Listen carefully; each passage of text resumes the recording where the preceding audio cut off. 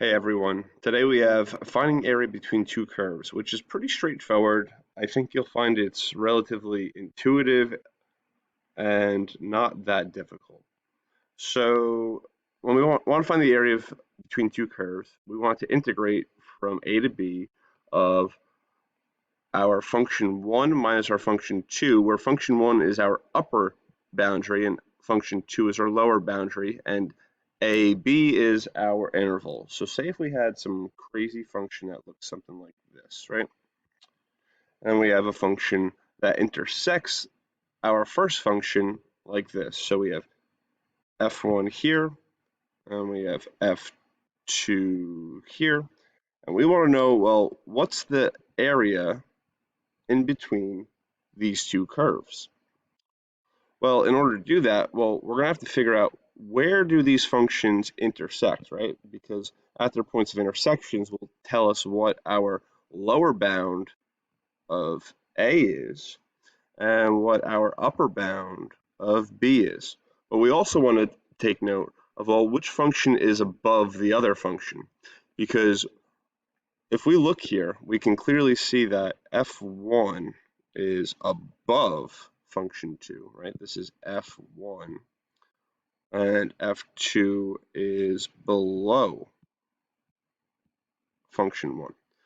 So that's why we have it written in the form as, if you could see on the right here, f1 minus f2, and then the integral from a to b. Because again, we want to find the difference between those two functions, and we want to find just that shaded region between the two functions.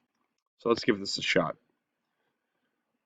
Example 1. Find the area bounded by the graphs y is equal to 2 minus x squared and y is equal to negative x. So it would be helpful if we just drew a quick little graph. Here's y is equal to negative x. And then let's draw y is equal to 2 minus x squared. So 2 minus x squared, we're up 2 units on our axes. And it's a downward facing parabola, right? And the reason it's important to draw our functions is to understand, well, which function is above the other function.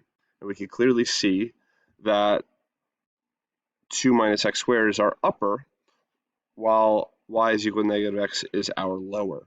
So the next step is going to be, let's set these functions equal to each other so that we can figure out where do they have points of intersection. So we have 2 minus x squared is equal to negative x. I'm going to add over x squared and subtract 2, so we have x squared minus x minus 2. And then I'm going to factor, we have x minus 2 and x plus 1. So our intercepts are at negative 1 and positive 2. And I'm sorry, not our intercepts, our points of intersection.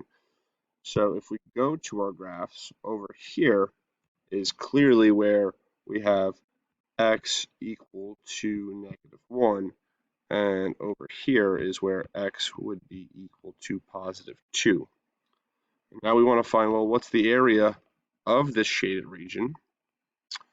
So as our formula, so to say, just said, we want to integrate our lower bound, which is negative 1, to positive 2 of our upper function, which is 2 minus x squared, minus our lower function, which is negative x dx. So with that being said, we're just finding what is this total area bounded.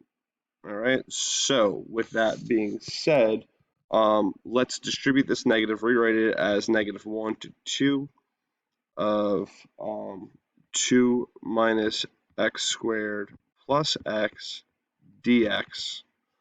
And now let's officially integrate.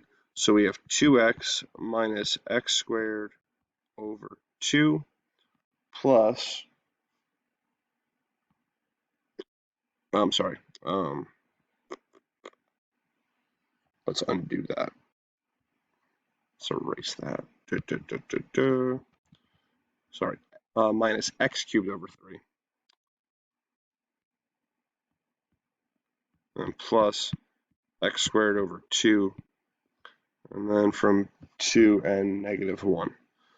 Substituting our values in to our function, so 2 comes first, we're going to have 4 minus 8/3 plus 2, minus our lower, which will be negative 2 plus 1/3 plus 1/2. We get 8 minus 3 minus 1/2, which will then be 5 minus 1/2, which will be 9/2 for our area. Moving on. Next, we have our function y is equal to x squared plus 2. So we're 2 units up. It's a parabola facing upward. We have y is equal to negative x. Now negative x will skirt underneath that function. Y is equal to negative x. And we also have y is equal to,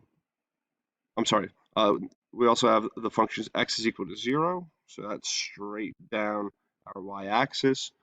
And also x is equal to 1. So we're 1 unit over, and we're going straight down. So a lot going on here. So where's our common shading? It is within this almost like a trapezoid looking area, what I'm shading in blue. So with that being said, again, we want to figure out where do we have some intersection points. However, our functions don't intersect. And when our functions don't intersect, we have to reevaluate what we're looking at. And what we're looking at is we have a bounded function from 0 to 1. So that will be our bounds from 0 to 1. Those x values as our bounds of our upper function, which is x squared plus 2x because it's above it, and then minus our lower function of negative x, and then dx.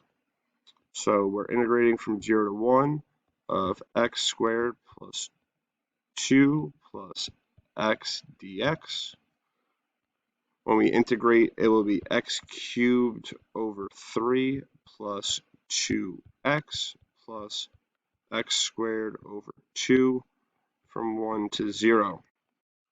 When we substitute in 1, we get 1/3 plus 2 plus 1/2. And then anything with 0 will just be 0. And when we finally combine all of our like terms, we'll have 17 over 6 for the region that we're looking at. Next up, we have 3x cubed minus x squared minus 10x.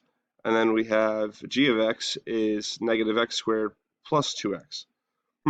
So I don't exactly know what this cubic function looks like. But I do have an idea of what this squared function looks like. So the first thing I'm going to do is just set these things equal to one another.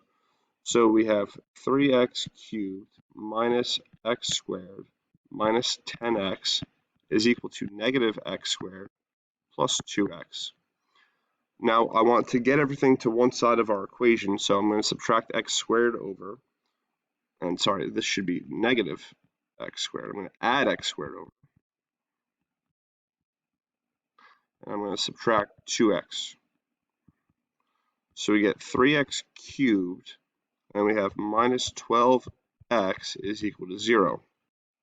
We have a GCF of 3x, so what's left over is 3x multiplied by x squared minus 2, x squared minus 4, sorry, x squared minus 4.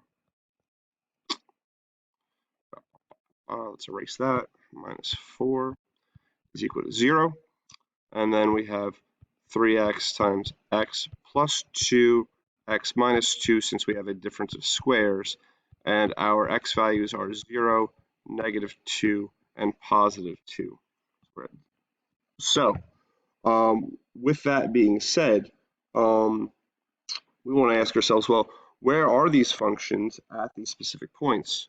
And the easiest way to think about that is, well, if I have negative 2 and positive 2, if I plug that into my original function here, what would I get? And what I would get is 0. And at positive 2, I would also get 0. And we know it's a parabola that's facing downward, so our function must be something like this, right? It must be something like this. But also we have that third point of intersection at -2, which means we are down over here.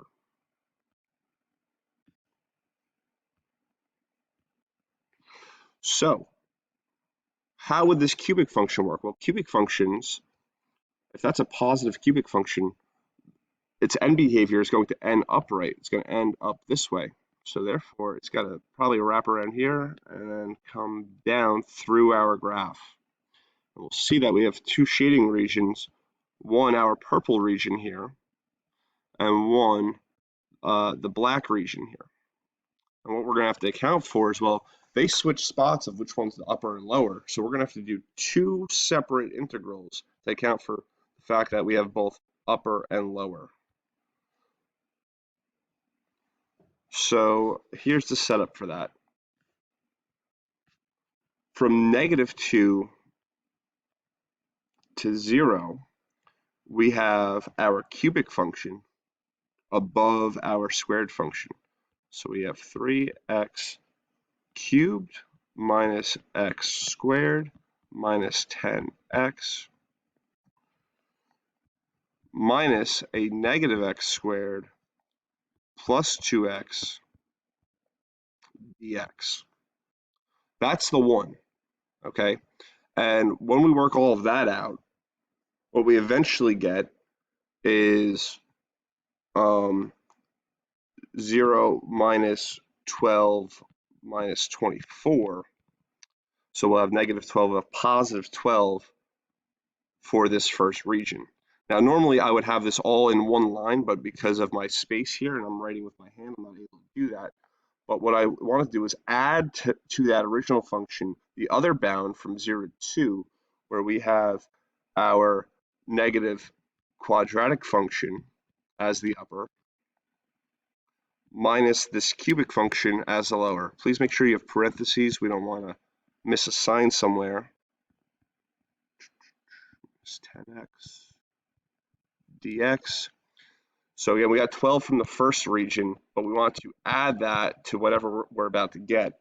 So what we eventually get from this, once we integrate, is we get plus -12 plus 24, and then of course, since the lower bound is 0, we get minus 0, and this also gives us 12 for this other bound. So we have 12 plus 12 giving us 24 for the area between these two curves. And for our last function, it says sine and cosine curves intersect infinitely many times boundary regions of equal areas. Find the area of one of these regions. So let's pretend we have a sine curve. Sine curve starts at 1, it goes down, it comes back up, comes back down. So that's our cosine function. And then sine functions, we go up, and we come back down, and we come back up. So if we look here, the sine function is above at this region, where our cosine function is below this region. And there's our common shading region. So we need to know, when are those things equal? Well, when sine of x is equal to cosine of x, if I divide both sides by cosine,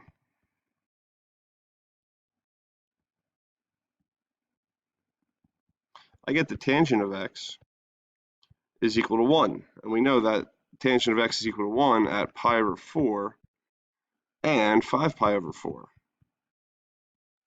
So therefore, those are where we have these points of intersection. So to find the area between these two curves, what we're going to do is we're going to integrate from pi over 4 to 5 pi over 4 of our function sine of x minus cosine of x dx. I want you guys to do this. I'm sure you'll be very successful at this. Our final answer should be 2 root 2. Check your signs, check your parentheses, and that's all we have.